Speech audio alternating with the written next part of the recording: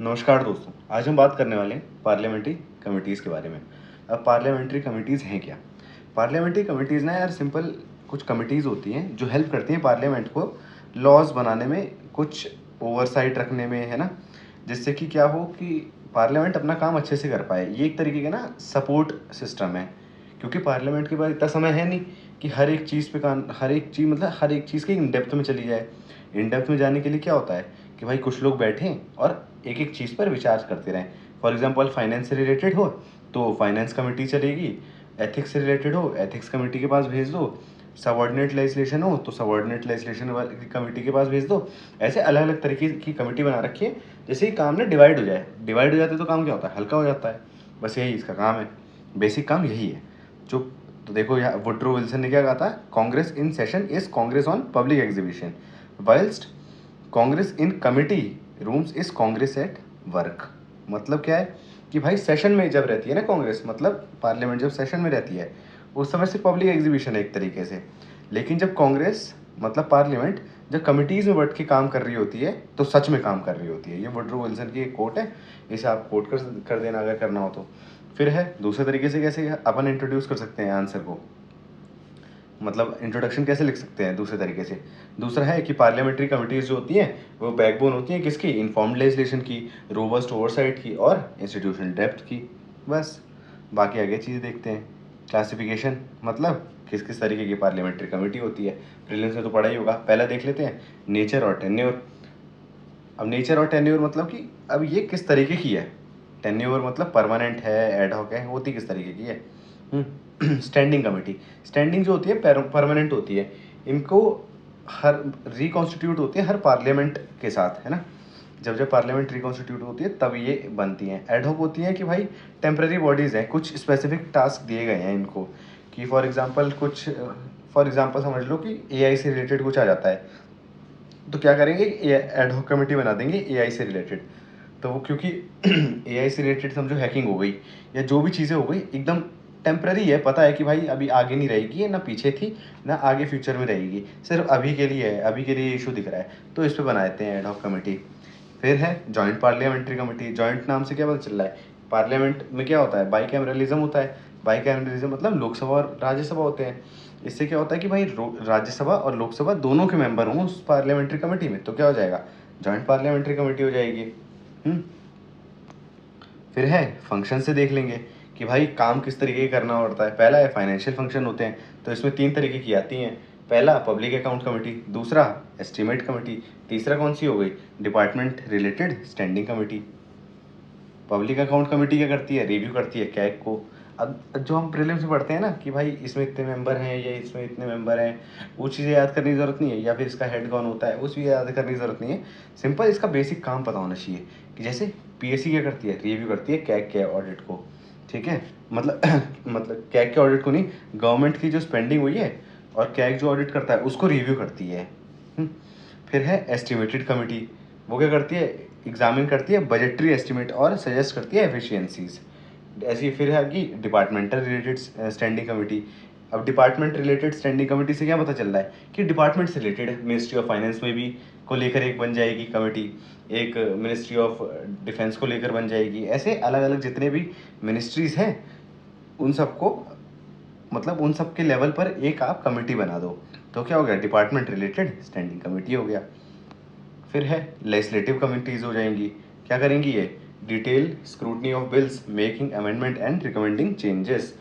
For example कोई law लाए, जैसे अभी आईपीसी को हटाकर भारतीय न्याय संहिता आ गया, बीएनएस आ गया, तो इस डिसीजन को लेने के लिए, लॉ बनाने के लिए पार्लियामेंट के पास इतनी मतलब वो नहीं होती है, एक्सपर्टीज़ नहीं होती है, एक तरीके से नमिता के भाषा में बोलूँ तो एक्सपर्टीज़ नहीं है उनके पास क्या करने की। यार पीछे शोर आएगा थोड़ा सा, ट्रेन जाती है मेरे घर के पास, तो थोड़ा सा देख लेना, ठीक है। ये है वजह पे हैं। तो है कि एक सेकंड रुकना,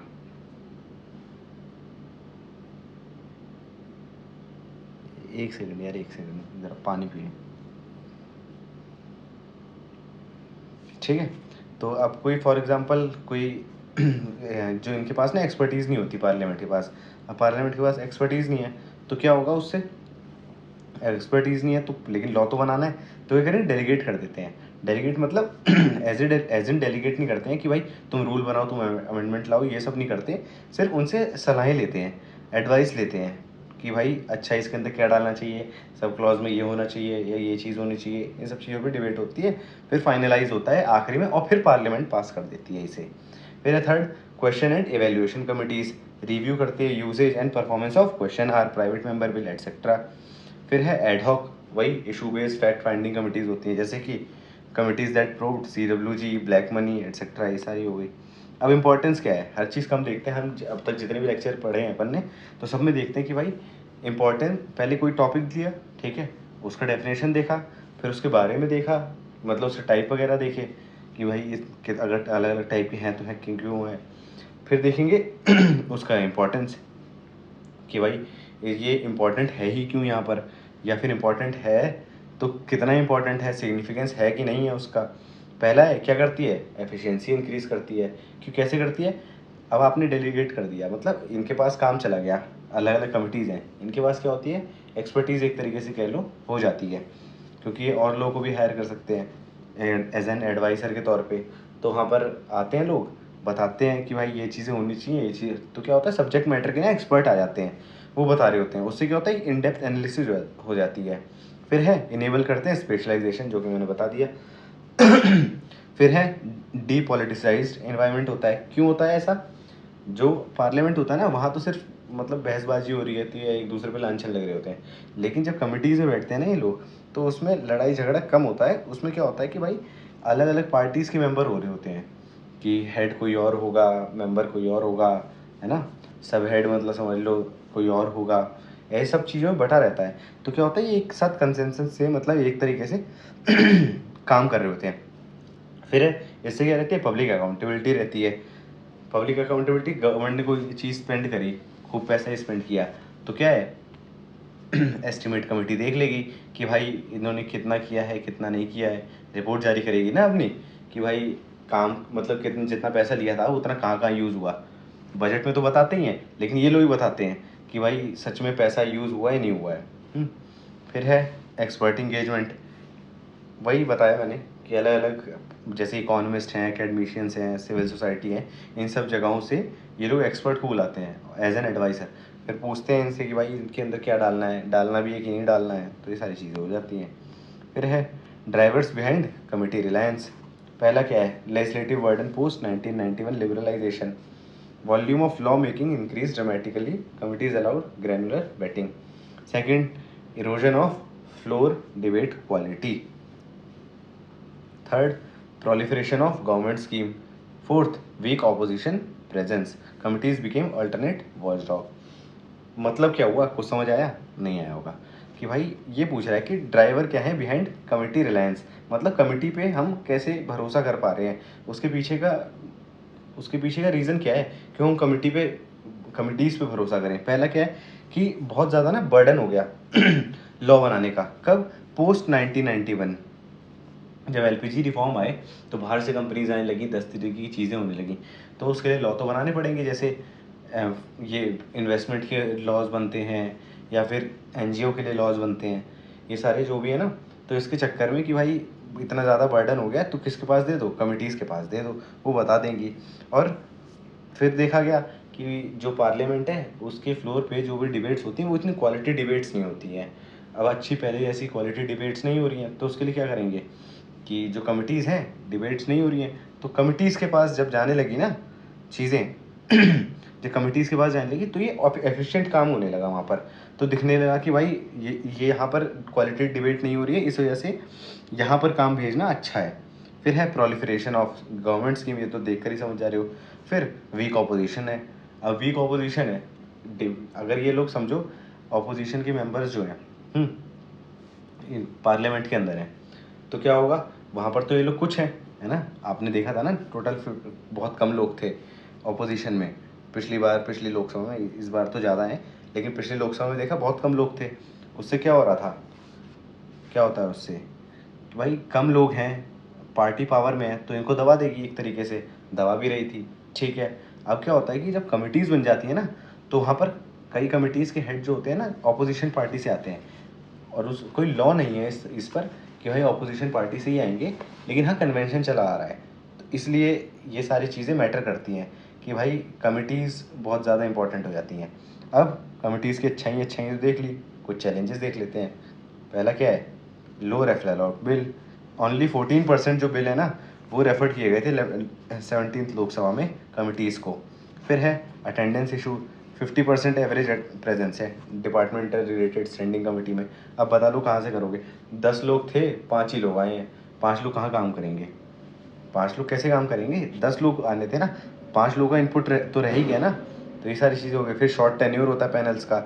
DRSC जो होती है मैक्सिमम जितनी भी कमिटीज़ है ना, याद रखना 1 ईयर के लिए ही होती हैं। फिर है लैक ऑफ टेक्निकल एक्सपर्टीज़। ज़्यादातर जो MPs बैठते हैं उनके, है ना, उनके पास नॉलेज वगैरह एक स्पेसिफिक डोमेन में कम होती है। ऐसा मत सोचना MP एकदम अनपढ़ होते हैं, तो आजकल पता नहीं क्या चल गया है, लोग कहते रहते हैं MP MLA अनपढ़ होते हैं। अरे भाई एक बार क्वालिफिकेशन चेक कर, भले ये है कि क्रिमिनल होते हैं, हाँ मैं मानता हूँ ये, लेकिन भाई कई ऐसे पढ़े होते हैं ना बहुत, और कई सारे हैं कि कई बहुत अच्छे जगहों से पढ़े हैं जहाँ से अपन लोग भी नहीं पढ़े हैं। फिर है पार्टीशन बिहेवियर हो जाता है, party lines dilute independent oversight, recommendation non binding होती है इसकी। यही सबसे बड़ी दिक्कत है कि भाई नॉन बाइंडिंग है इसकी रिकमेंडेशन, बोल दिया अगले को मानना, पार्लियामेंट को मानना है तो माने, नहीं मानना तो नहीं माने। फिर है इनएडिक्वेट इंस्टीट्यूशनल सपोर्ट है। क्यों? क्योंकि इनके पास रिसोर्सेज ही नहीं है। कोई भी चीज़ देखो ना, सरकारी बॉडी अगर कोई भी है तो उसमें ये तो लिखना ही है इनएडिक्वेट इंस्टीट्यूशन सपोर्ट, मतलब रिसोर्सेज नहीं है अगले के पास, तो काम कैसे करेगा। फिर है डेटा एंड स्टैटिस्टिक, ये तो खुद ही देख लेना, इसमें तो क्या ही बताएगा इंसान, एकदम फैक्ट है ये। फिर देखते हैं DRSCs क्या होती हैं, डिपार्टमेंट रिलेटेड स्टैंडिंग कमेटी, ये बता दिया था मैंने। इनका ऑब्जेक्टिव क्या होती है, एग्जामिन करती है ministry specific bills, demand for grant या फिर पॉलिसी इशूज़, इंश्योर करती है informed legislative decision, accountability and monitoring. Strategies क्या क्या हैं, क्या क्या स्ट्रेटजी अपनाती है। पहला, प्री बजट स्क्रूटनी करती है स्पेंडिंग डिमांड्स की, इवेल्युएट करती है पॉलिसी के आउटकम को वर्सेस परफॉर्मेंस। परफॉर्मेंस अच्छी हुई है लेकिन उससे आउटकम जनरेट हुआ नहीं हुआ, कि 100 लोगों को राशन पहुंचना था, 100 लोगों का राशन इकट्ठा किया, पहुंचा दिया कहाँ तक, लोगों तक। अब खाया लोगों ने, लेकिन राशन से क्या होता है, हंगर मिटनी चाहिए थी ना।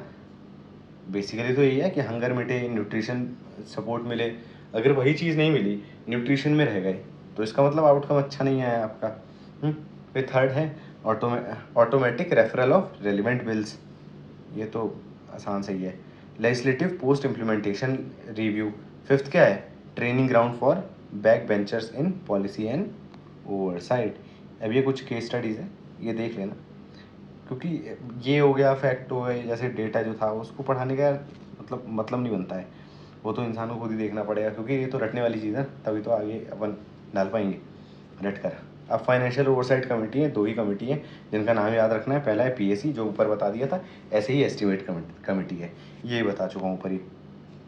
कुछ सजेस्टेड इंस्टीट्यूशनल रिफॉर्म है। अब देखो, हमने सारी चीज़ें देख ली, पॉजिटिव देख ली, नेगेटिव देख ली। अब हर बार हर लेक्चर में ये बताए, अब जो नेगेटिव है उसको वे फॉरवर्ड बना के लिख देना है। ये जो इंस्टीट्यूशनल रिफॉर्म है, कई चीज़ें तुम अपने आप से भी जोड़ पाओगे, लेकिन अच्छा यही होता है कि जो पीछे कुछ अच्छी कमिटीज़ आई हैं ना, या फिर कन्वेंशन जो चले आ रहे हैं, या फिर इंटरनेशनल लेवल पे जो चीज़ें हो रही हैं, उसको अपन यहाँ पर अपने वाले मतलब इंस्टीट्यूशन में, अपने वाले पार्लियामेंट के डिपार्टमेंटल जो कमिटीज़ होती हैं या फिर नॉर्मल कमिटीज़ होती हैं उसके अंदर इंटीग्रेट कर दें, जिससे कि इंस्टीट्यूशन रिफॉर्म हो पाए अच्छा खासा। पहला क्या है, मैंडेटरी कर दो बिल रेफरल, किसको, कमिटीज़ को। जैसे कि UK में वॉलंटरी मॉडल है, ठीक है, यहाँ पर कर दो मैंडेटरी। भारत में भी वॉलंटरी है इस समय, लिंक क्या कर दो। समझ आ रहा है? रुको मैं फिर समझाता हूँ। पार्लियामेंट जो बिल होता है ना, ज़रूरी नहीं कि कमिटीज़ को भेजे, तो ये पहला पॉइंट कह रहा है कि मैंडेटरी कर दो, पार्लियामेंट को भेजना ही भेजना है, किसको, कमिटीज़ को, जिससे कि वो अपना एडवाइस और सारी चीज़ें कर पाएँ। और क्या कर दो, बाइंडिंग कर दो उनके एडवाइसेस को, अगर ठीक लगे, रीज़नेबल है तो बाइंडिंग कर दो। फिर स्टैंडर्डाइज कर दो टाइम, किसके बीच में, रिपोर्ट के बीच में एंड बजट वोट। थर्ड, मर्ज कर दो ओवरलैपिंग कमिटीज़, जैसे DRSCs को किसके साथ मर्ज कर दो, PACs या फिर EC के साथ। PAC बताओ क्या है और EC क्या है। EC बता देता हूँ, एस्टिमेट कमेटी है, PAC क्या है याद करो। फोर्थ, बिल्ड करो कैपेसिटी, ये तो हर जगह ही लिखना है, कोई भी गवर्नमेंट बॉडी आए कि बोल दो कि भाई बिल्ड करनी है क्या चीज़, capacity. Fifth, performance metric, quality पर sitting, adoption of recommendations. Six क्या है, इंश्योर करो floor discussion of committee report, मतलब कमिटी ने कोई चीज़ रिपोर्ट जारी करी कि ये चीज़ें होनी चाहिए, ये चीज़ नहीं होनी चाहिए, तो उसे पार्लियामेंट के फ्लोर पर भी डिस्कस होनी चाहिए। ये नहीं कि भाई उसने रिपोर्ट दे दी, अब आप बैठे हो, उस पर कोई बातचीत हो नहीं रही है, तो ऐसी ही चली गई वो रिपोर्ट, फालतू गई, है ना। तो इसका मतलब तो उनका समय बर्बाद हुआ, पैसा बर्बाद हुआ, सारी चीज़ें बर्बाद हो गई अगर उसको डिस्कस ही नहीं किया गया, उस पर कुछ एक्शन नहीं लिया गया। फिर है स्ट्रक्चर कर दो calendar, alternate days for parliament and committee work. Eighth, digital platform integration, citizen feedback, ये तो क्या है, ये तो अच्छी चीज़ है, चलो। फिर है ग्लोबल पर्सपेक्टिव ले लेते हैं, OECD finding, strong committee systems correlate with better governance, transparency and budgeting efficiency. आखिरी में आ जाता है कंक्लूजन। कंक्लूजन में क्या लिखा है कि पार्लियामेंट में shine in session halls, but real democracy कहाँ पर होती है, कमिटी में, कमिटी रूम्स में। टू सेफगार्ड गवर्नेंस हमें क्या करना पड़ेगा, एम्पावर करना पड़ेगा किसको, कमिटीज़ को। क्यों, क्योंकि इसेंशियल है, ऑप्शनल नहीं है। In a system layered with complexity and scale, effective committees remain the hidden guardians of democratic quality. समझे, अब क्या करना है, पूरा कंटेंट उठाना है, प्रीवियस ईयर या फिर मॉक पेपर देखना है, उसके अंदर क्या करना है, इस पूरे कंटेंट को उसके अंदर ढालने की कोशिश करनी है। ढालोगे कैसे, जब सोचोगे। ठीक है, चलो बाय।